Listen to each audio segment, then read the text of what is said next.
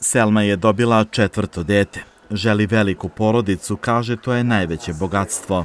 Kući imam 2 dečaka i 1 devojčicu. Falila nam još 1 devojčica, pa dobili smo. Ona nije jedina, mnogi u Novom Pazaru se odlučuju za više od 2 deteta. Ovde je broj rođenih beba uvek bio iznad proseka, a novopazarsko porodilište prvo posle onih u kliničkim centrima po broju porođaja.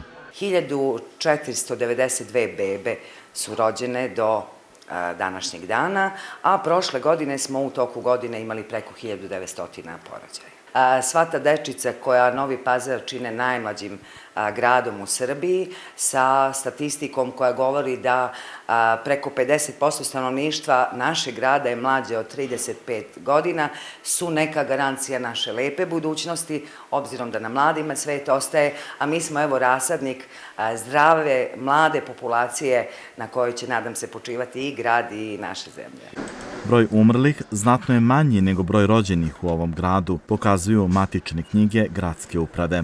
Što se tiče matične knjige rođeni, za 2024. godinu imali smo 1922 upisa, dok smo za 2023. imali 2385 upisa.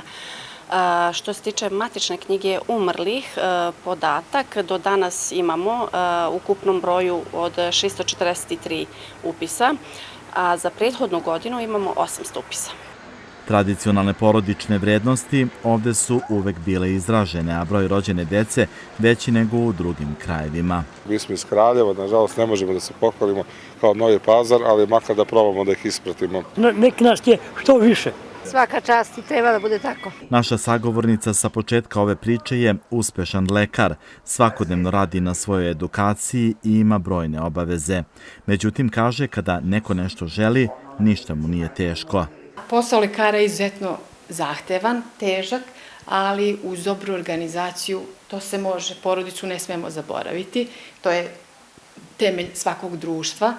Ja sam pobornik i pobornik velikih porodica. Smatram da za to treba puno snage, ljubavi i podrške partnera svakako, a za uzvrat se dobija ogromna ljubav dece i deca su svakako naše najveće bogatstvo. Zanimljivo je da je statističare pre nekoliko godina iznenadio nagli porast nataliteta u Kraljevu. Naime, u vreme rekonstrukcije novopazarske ginekologije, žene iz ovog grada su rađale u bolnici Studenica. Sada nema radova, redovna je situacija, Novopazarci vole porodicu, Novopazarke vole da rađaju decu i to je divna stvar i pozitivan primjer, čini mi se, mnogima u Srbiji, mnogim gradovima u Srbiji koji se, nažalost, suočavaju sa problemom niskog nataliteta.